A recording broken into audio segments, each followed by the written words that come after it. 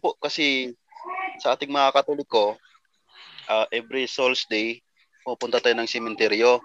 Tapos nagsisindi tayo ng kandila doon sa mga mahal natin sa buhay na mga namatay na.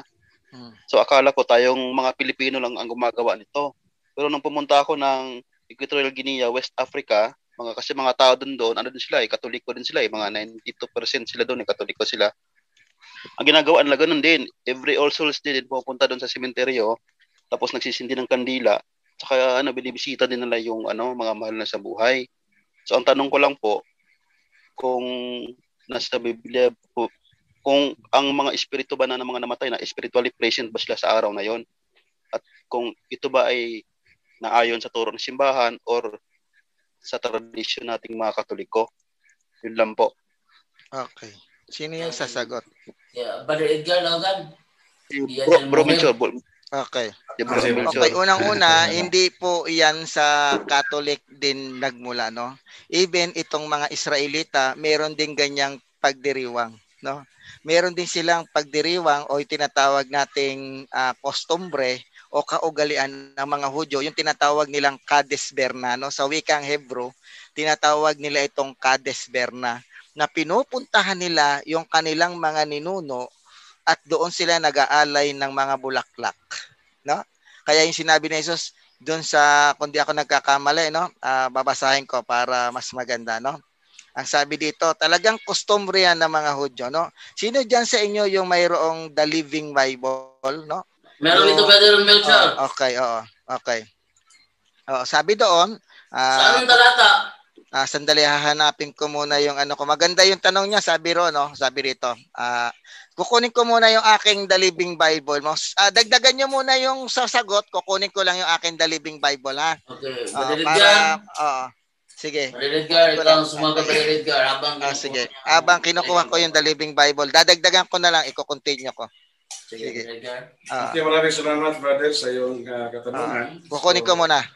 So, alam natin na ang turo sa ating simbahan ay pag pamatay ang isang tao ay yung kaluluwa ay wala na dito.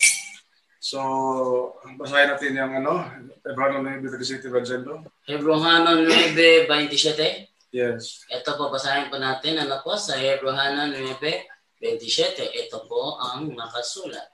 Itinakda sa mga tao ng minsan, na mamatay ng minsan. At pagkatapos nito ay ang paghuhukom ng Diyos. Yan. So, mayroon ng iba't ibang destination, Brother Jando, yung kaluluwa. Yung katawan ay babalik sa lupa at ang kanyang espiritu o kaluluwa ay babalik sa ating Panginoon. Pag mabuting walang kasalanan, babalik sa Diyos. Pag mayroong kasalanan, ay mayroon talagang tinatawag na purgatorio. Pag maliit lang kasalanan, kunti lang.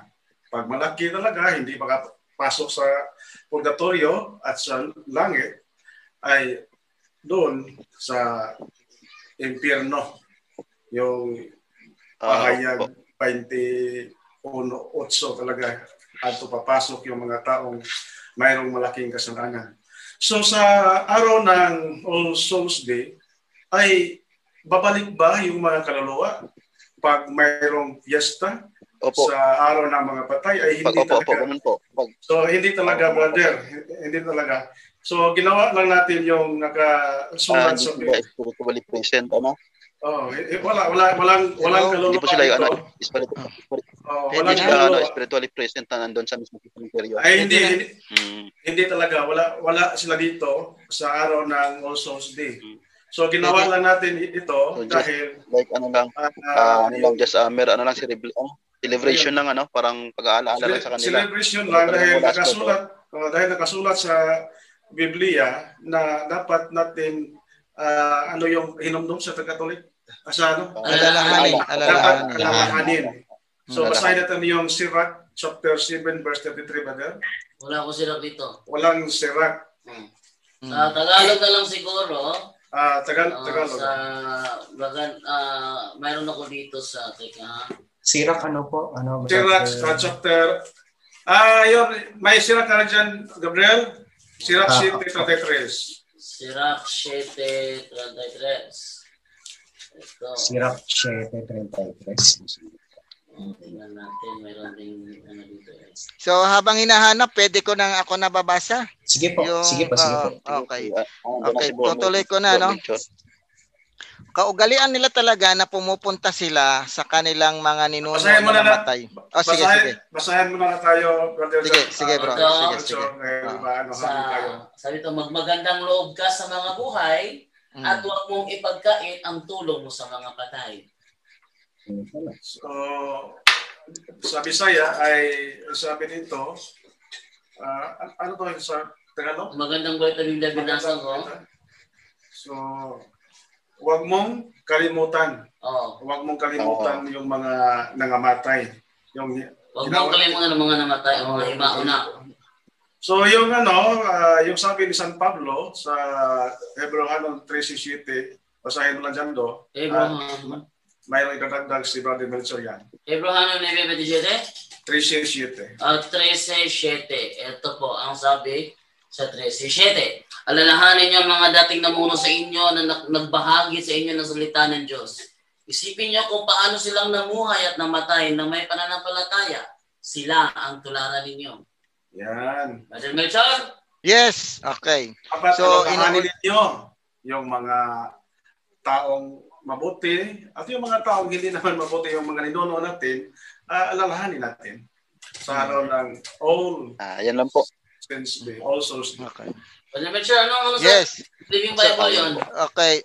Mababasa natin yan sa The Living Bible na talagang ugali or tradisyon or kostumbre ng mga Hebrew people na ultimo yung kanilang mga ninuno, pinapatayuan nila to ng monumento at ginagawa nila ng libingan at inaalayan nila ito ng bulaklak, pinupuntahan nila ito sa puntod. No? Basahin mo Mateo 23:29, The Living Bible.